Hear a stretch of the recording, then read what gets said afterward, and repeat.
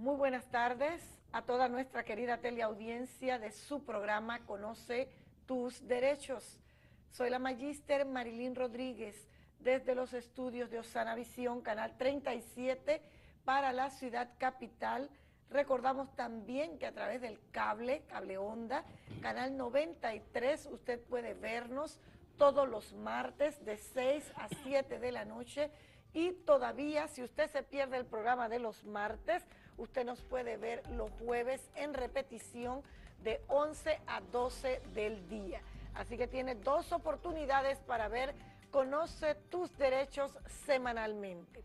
Bien, en la tarde de hoy vamos a dar inicio con un tema que es muy importante, que hace tiempo hemos querido traer a la palestra, y es hablar precisamente sobre la declaración de renta, algo que preocupa a mucho a las personas allá en sus hogares y en todas partes, porque dicen, ¿cómo lo hago?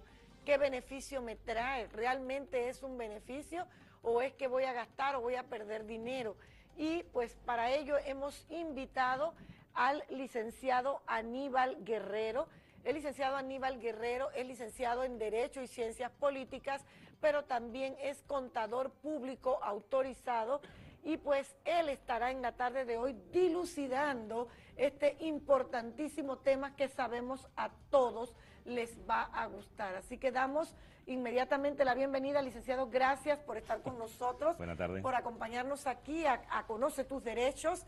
Y de una vez vamos a dar inicio, porque en televisión sabemos que el tiempo se va volando. Así que, licenciado, nuevamente gracias. Y en definitiva es una inquietud que tenemos con el tema de las declaraciones de renta, porque muchas personas no entienden lo que es esto ni cómo se hace, y uno de los puntos importantes es saber, yo necesito a un contador o necesito un abogado, ¿a quién necesito para que nos tienda la mano? Y a partir de qué momento es cuando yo puedo hacer una declaración, si yo gano tanto o si no gano.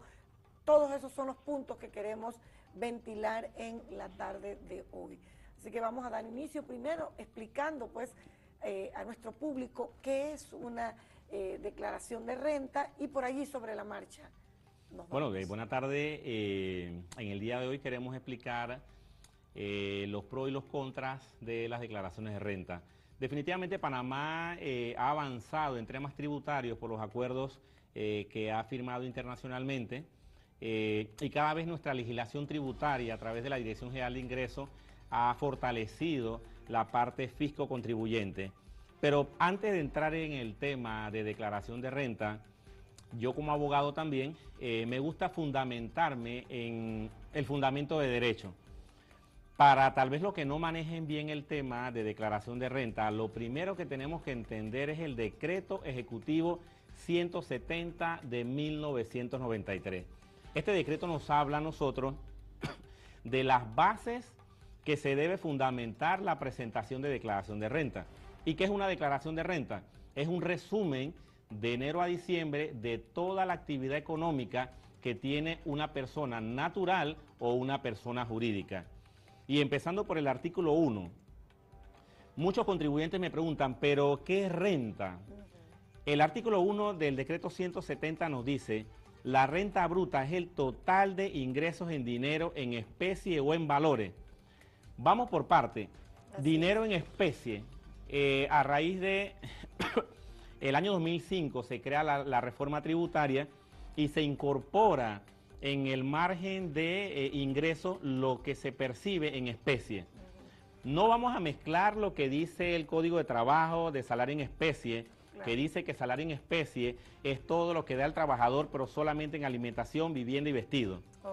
La reforma tributaria fue más allá y dijo de que todo lo que daba la empresa al trabajador se debería considerar como una renta. Es por eso que lo plantea la renta en especie. La gran pregunta también del contribuyente es, ¿qué es gasto? Porque si dice la ley, el decreto 170, que es todo lo que yo percibo en ingreso en especie, así es. Y la pregunta es, ¿qué deduzco como gasto? Yo como contador público autorizado y como auditor, veo que muchos contribuyentes y muchas empresas ponen como gasto todo lo que se le viene a la mente. Y entiéndase, supermercado, una vez tuve un cliente que ponía el combustible de la lancha, la ropa que yo compro, el cine de mis hijos. El decreto 170 nos dice, y es bien específico, se considerará gasto todo lo relacionado a la conservación de la fuente. ¿Y qué es la conservación de la fuente?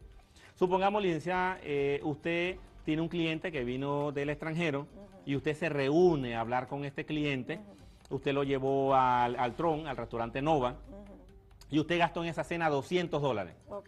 Esa facturación de esa reunión con ese cliente que le va a percibir posteriormente un ingreso, la puede considerar como un gasto, porque está relacionado al ingreso que usted va a percibir.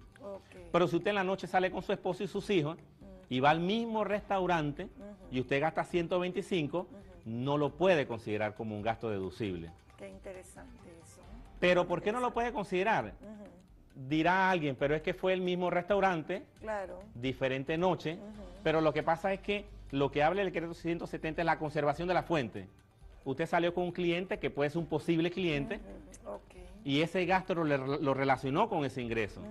A diferencia que cuando salió con su esposo y sus hijos, que era algo privado, no lo puede considerar como un gasto. Entonces, lo que tenemos que entender es la conservación de la fuente. Si ese gasto que yo estoy realizando tiene que ver con alguna actividad de ingresos hacia mi persona o hacia la empresa. Antes de que avance allí, licenciado, quiero hacerle una preguntita, porque hay personas que toman una cantidad de medicamentos muy costosos, y estoy entendiendo por lo que me está diciendo, porque obviamente yo no soy contadora, pero estoy entendiendo entonces de que es lo que me va a producir en determinado momento a mí un ingreso, lo que yo entonces puedo, lo que es derivado de esa fuente. Entonces, ¿qué pasa con estas personas que toman medicamentos que pueden gastarse aproximadamente hasta $700? Hablaba yo con un cliente precisamente la semana pasada allá en Chiriquí, y me decía que él se gasta hasta $700 en medicamentos. ¿Él no puede meter ese gasto de medicamentos en esa declaración de renta? La elogio, licenciada, por este tipo de programas que yo tengo 45 años y tengo 17 años de ejercer la profesión, nunca la he visto en televisión. Generalmente los asalariados que se les retiene impuestos, tanto seguro social, seguro educativo, impuestos sobre la renta, jamás ven la importancia de presentar una declaración de renta. ¿Y por qué digo esto? Por la pregunta que acaba de hacer. Alguien dice, sí, pero es que a mí ya me están descontando seguro social, seguro educativo, impuestos sobre la renta. Pero el beneficio de presentar una declaración de renta es que lo que usted acaba de decir, en la línea de deducciones personales, usted puede poner los gastos médicos, los intereses hipotecarios y los intereses sobre préstamos educativos. En esa línea usted lo pone, pero lo que algunas personas sí lo entienden, pero lo interpretan mal es, si usted tiene una póliza de seguro y el seguro le cubre el 100%, eso no lo puede deducir dentro de su declaración de renta. Es lo que el seguro no le cubrió. Entiendo, muy bien. Muy bueno, eso está muy importante y hay que aclararlo aquí. Y sobre la marcha también iremos desarrollando, pero ahora dígame algo. ¿Qué hago yo? O sea, cuando yo quiero hacer una declaración de renta, ¿qué es entonces lo que yo voy a anotar allí? Ya mencionamos los medicamentos, sí, lo que no me cubrió el seguro. Regularmente los seguros cubren un 20% de los medicamentos o un 20% o un 80% de los exámenes, y dice tú pagas el otro 20%. Exacto. Se puede poner entonces ese sí. otro 20% que el seguro no me sí. cubrió. Exacto. Interesante. ¿Qué otros requisitos o qué otras cosas puedo yo poner allí para hacer mi declaración de renta? Si yo soy un profesional independiente, soy abogado, yo incluiría el gasto de celular, incluiría, si hay muchos profesionales jóvenes en la parte contable, en todas las profesiones liberales, utilizan su casa, porque cuando uno inicia un negocio no tiene ni tantos clientes ni tanto poder económico. Entonces, la porción que yo utilizo, supongamos que tengo una casa de 4 habitaciones, yo prorrateo el gasto de luz, el gasto de teléfono, el gasto de alquiler o el gasto de la hipoteca, prorrateo el espacio físico que yo tengo. Ese espacio físico yo me lo incluiría dentro de mi declaración de renta como gasto. ¿Por qué? Porque ese espacio físico es el que está destinado a generar dinero. También yo incluiría los gastos de viáticos, peaje, cada vez que yo tengo que ir a Zona Libre de Colón, cada vez que tengo que pasar por un corredor. Yo también incluiría dentro de los gastos el gasto mío de alimentación. Muchos profesionales independientes almuerzan en la calle, pero el gasto mío. Lo que pasa es que a veces... No es el supermercado de la casa. No es el supermercado de la casa. A veces se abusa un poco en la parte de lo que yo voy a rebajar de gasto. Sigo viendo que yo echo para atrás los gastos de cine, si mi novia estaba de aniversario le regalé un ramo de rosa, nos fuimos de viaje a Disney mi novia y yo, pero esos gastos no tienen que ver nada con la conservación de la fuente. Si yo fui a Estados Unidos a tomar una capacitación en el FATCA para entender qué era eso del FATCA y yo me gasté $5.000 en hotel, en avión, en alimentación, ese gasto es deducible. Claro. Alguien dice, pero ¿dónde está lo que usted acaba de decir de la conservación de la fuente? Sí, pero es que también habrán gastos deducibles en la capacitación mía personal. Claro. Por lo menos, tanto los magistrados como los jueces de la Corte Suprema de Justicia, inclusive de la Corte Suprema de Justicia, viajan mucho. Sí. Se critica mucho de los viajes de los magistrados, de los jueces que constantemente andan en capacitación, pero es que la capacitación es necesaria en esta profesión. Claro. Y si una persona se gastó $5.000 en una capacitación en Estados Unidos, alguien dirá, pero ¿dónde está el ingreso? Es que en ese aspecto tiene que ser deducible, porque el ingreso será futuro. El conocimiento lo adquirí hoy y permeará a futuro de ese conocimiento que yo adquirí hoy, del cual yo utilicé un gasto y presenté mi declaración de renta. Eso es lo importante que tenemos que tener claro. Dígame una cosa.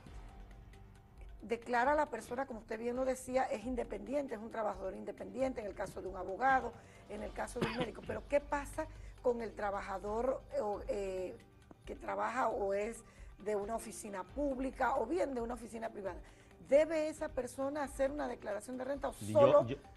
Yo le recomiendo que la haga y le voy a explicar por qué. El 31 de mayo vence el plazo para presentar algo que se llama planilla 03. No quiero de repente ahondar en tantos términos porque tal vez los telespectadores no sepan mucho el tema contable. Definitivamente. El 31 de mayo vence el plazo para presentar la planilla 03, que es el resumen de salario. Si una persona se le descuenta lo que habíamos conversado, seguro social, seguro educativo, impuesto sobre la renta, dirá, pero ¿qué me puedo deducir yo? Solamente se puede deducir la deducción básica por su esposa, sus dependientes, los gastos médicos que usted mencionó, los intereses hipotecarios que no excedan de 15.000, si no son intereses preferenciales, y los préstamos educativos. ¿Pero qué tiene que ver el formulario planilla 03 con esta declaración de renta? Que deduciendo estos gastos, le va a salir un crédito a favor de impuestos sobre la renta. Y la ley dice que cuando usted presenta la planilla 03, la planilla 03 y usted tiene un crédito a favor, no se le podrá descontar impuestos sobre la renta hasta que se extinga el monto de lo que usted presentó en la declaración de renta. Entonces, muchos contribuyentes pierden el beneficio de los intereses hipotecarios, de los préstamos educativos, cuando hay un beneficio de que no se le descuente ese impuesto que le quedaría a favor. Y yo he hecho ejercicios con personas que a veces dicen, no, pero es que yo no veo el beneficio. Pero cuando hacemos el ejercicio dicen, wow. Y lastimosamente esto no es retroactivo. Esto es en el año corriente. Y que se agote la vía, o sea, que haya agotado lo que tiene ahí, si tiene alguna reserva. Claro, que lo haya correcto, agotado. así es. Otra pregunta, licenciado, que para mí muy importante es, cuando yo quiero hacer una declaración de renta, ¿qué hago? ¿Cómo hago? ¿A dónde voy? ¿A quién busco para hacer esa declaración? ¿O es que lo puedo hacer yo sola? La legislación de nosotros es bien clara, la ley 6, que hablaba de la reforma tributaria del año 2005, dice que las declaraciones de renta serán presentadas por un contador público autorizado. ¿Y qué es un contador público autorizado? Una persona idónea que le ha otorgado la Junta Técnica de Contabilidad del Ministerio de Comercio e Industria para ejercer la profesión en el territorio nacional. Pero la misma ley 6 de febrero de 2005 hace una excepción y dice, cuando se trata de contribuyentes que se dedican a actividades de cualquier índole, cuyo capital sea mayor de 100.000. Cuando se trata de contribuyentes que tengan un volumen anual de venta de bienes o servicios mayor de 50.000, se necesitará un contador público autorizado. significa que si yo facturé en el año $45,000, no necesito un contador público autorizado. Okay. Yo mismo lo puedo hacer. Yo lo que les digo a los contribuyentes, usted entra a la página de la Dirección General de Ingresos, ahí está un programa que se llama de declaración de renta. El programa tiene un instructivo. Yo dicto muchos seminarios de impuestos. Y un día me dijo un colega, Aníbal, pero ¿por qué tú dices que dentro del programa de declaración de renta hay un instructivo? Eso no es negocio. Pero es que un buen profesional nunca teme a decir la verdad a sus clientes. Claro que sí. Porque tal vez el cliente pueda leer el instructivo, pero tal vez no lo entiende. Entonces, yo como profesional siempre creo la transparencia. Claro que sí. Decirle al contribuyente, en el formulario de declaración de renta está un instructivo, que es el que yo imprimí, y línea por línea nos dice cómo hacer la declaración de renta. Entonces no hay ningún perdedero. Nada más es cuestión de indagar un poquito dentro del programa y cualquier persona la puede hacer. Lo que sí recomendaría yo, cuando la tiene lista, consultar a un profesional de la contabilidad para ver si está bien o está mal. Claro, muy bien. Una pregunta, licenciado, y no sé si cabe la pregunta acá. ¿Cuánto puede estar cobrándole un contador público autorizado a una persona, vamos, humilde, sencilla, que dice, bueno, yo no sé hacer esto, la verdad que yo no lo sé hacer, y eso de esa página y entrar a esa cosa, eso es para mí un enredo, pero yo quiero hacer una persona que conozco de una persona que tiene, por ejemplo, una clínica, tiene un ingreso aproximado de unos $3,000 mensuales, pues una doctora, y ella dice, pues yo necesito, porque yo no sé hacer eso. ¿Cuánto le puede estar cobrando? Y esto es anualmente que se hace, anualmente, ¿verdad? Correcto. Ajá. ¿Cuánto pudiera, y si cabe la pregunta, ¿no? Bueno, lastimosamente, licenciada, salvo la profesión de abogado, que cita el Código de Bustamante, que tiene una tabla de honorario. Claro. La profesión contable no tiene ninguna tabla de honorario. Recuerdo cuando estaba la Dirección General de Ingresos, antes donde estaba al frente del municipio, recuerdo que habían contadores que cobraban hasta $20 por una declaración de renta. Y lo más cómico que a veces yo decía que era un poco preocupante, que los contadores decían, ¿quieres una declaración de renta con ganancia o con pérdida? Miren, cuando uno hace una declaración de renta, el profesional de la contabilidad tiene que tener cuidado. Porque la ley dice que hay multas de $1,000 hasta $5,000 por declaración de renta. La ley dice que las autoridades fiscales tienen hasta 7 años para revisar la información contable de los contribuyentes, ya sea persona natural y persona jurídica. Y si en algún momento la Dirección General de Ingresos detecta que hubo alguna anomalía ahí, alguna evasión fiscal, dice el contador, bueno, es problema tuyo. No. La ley dice que hay responsabilidad del que preparó la declaración de renta. Entonces, volviendo a la pregunta inicial, ¿cuánto se cobra por una declaración de renta? No podría decirle. No podría decirle porque no hay un precio unificado. Creo que eso estará más que todo en la experiencia del profesional, en el tiempo que tenga para hacerla. Claro. Porque sí he visto profesionales jóvenes que cobran $100 por una declaración de renta persona natural y $300 por una declaración de renta persona jurídica. Así que no podría darle un termómetro de un precio porque ahora mismito la profesión contable está como que dice a libre oferta y demanda. Pero bueno, es importante que por lo menos nuestros televidentes tengan como un parámetro y digan, bueno, no está tan caro, ¿no? Para decir, cónchale, no voy a hacer eso porque es que no me alcanza para hacerlo, ¿verdad? Tampoco está tan barato, ¿no? Claro. O sea, está ahí en un punto y eso pues vale la pena allí para que pues las personas tengan una idea. Y aclaro ahí, aprovechándolo, haciendo el comercial, pues usted es abogado también, de que hay una tarifa también para abogados, claro, ¿verdad? Y eso es importante que las personas lo sepan también, porque pues a veces sabemos que se hacen cobros indiscriminados a las personas, ¿verdad? Y es bueno saber que hay una tarifa, como usted muy bien lo menciona en el Código de Bustamante, y usted puede decirle al licenciado, al que le está atendiendo, al que le está llevando un caso, bueno, pero muéstreme esa tarifa, claro, a ver cuánto es lo que me está llevando, y es que no me está llevando allí, como dice uno en buen panameño, en el carrito, ¿verdad?, con un costo sobrepasado de lo que realmente vale ese trabajo que le está haciendo el abogado. Pero eso pues un punto allí, pues, claro, metidito, que no necesariamente encaja en el tema que estamos hablando, que es precisamente la declaración de renta, el impuesto sobre la renta, que lo vamos a preguntar ahorita, qué es también este seguro educativo y una cantidad de cosas que le descuentan a uno del salario y que mucha gente ni siquiera entiende qué es y qué representa eso. Así que vamos a ir a una pausa comercial y al volver continuamos con este interesante tema con el licenciado Aníbal Guerrero, que es abogado y contador público autorizado. Vamos a la pausa.